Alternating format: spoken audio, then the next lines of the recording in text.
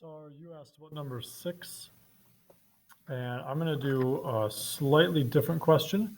So number 6 looked similar to this, where you had to do some factoring, get common denominators, add and subtract. Excuse me. All right, so these are big questions, so here we go.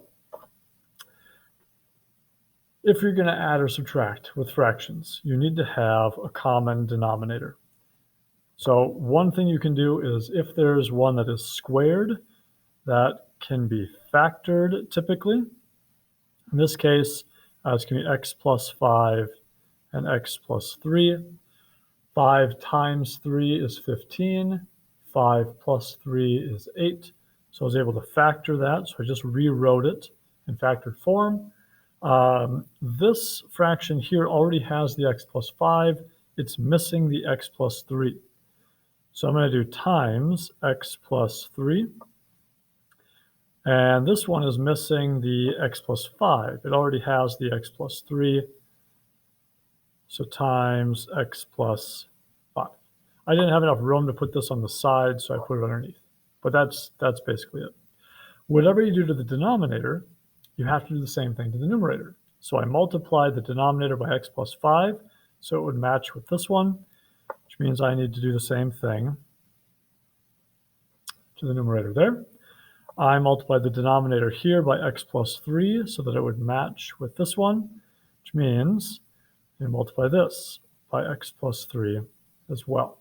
So whatever you do the denominator, you have to do the numerator. This one I can leave alone because I didn't change this one, I just rewrote it. So what I'm left with, this one stays the same, x plus 5, x plus 3. Denominator here, also x plus 5, x plus 3, because that's the new denominator. With the numerator, I do need to distribute through the parentheses. 3x times x is 3x squared. 3x times 3, 9x. With this one, again, I can leave the denominator alone because now they all match, which is what we needed originally. We need to have a common denominator, which we do. And I need to distribute here. So there's lots of distributing.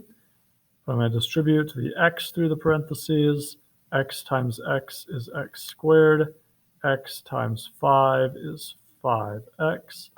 And I need to distribute the 3 through the parentheses, like that. So I'm going to have minus 3x, minus 3 times x, minus 3 times 5, minus 15. And now I can combine stuff together. When you're adding and subtracting, you leave that common denominator alone. So I'm going to leave it as x plus 5, x plus 3. So I can leave that alone. And now I'm going to combine whatever I can together here, remembering that this is a minus. All right, so I've got 3x squared minus x squared. So those are like terms, x squared and x squared. That would leave me with 2x squared. I've got x plus 9x minus 5x minus a negative 3x. Whew, that was a lot. All right, let's see. X plus 9x. That's 10x. Okay, so I'm at 10x so far. Minus 5x. Oh, 10x minus 5x, that'd be 5x. Minus a negative 3x. So 5x's take away negative 3x's. That's going to be 8x's. When you take away negatives, that's like adding the opposite. So adding positives. And then I've got 6 minus negative 15. Again, when you take away negatives, 6 take away negative 15, that's like adding, plus 21. So the big thing here is you have to factor one of them. I think in number 6, it's just one denominator you factor. And then you multiply to the other two denominators to make them so they're the same. Whatever you multiply to the denominator, you do the same thing to the numerator. Distribute, combine things together that can be combined. The x squareds could be combined together. The x's could all be combined together. Be careful of your negatives. The regular old numbers, 6 minus negative 15, and that's the answer.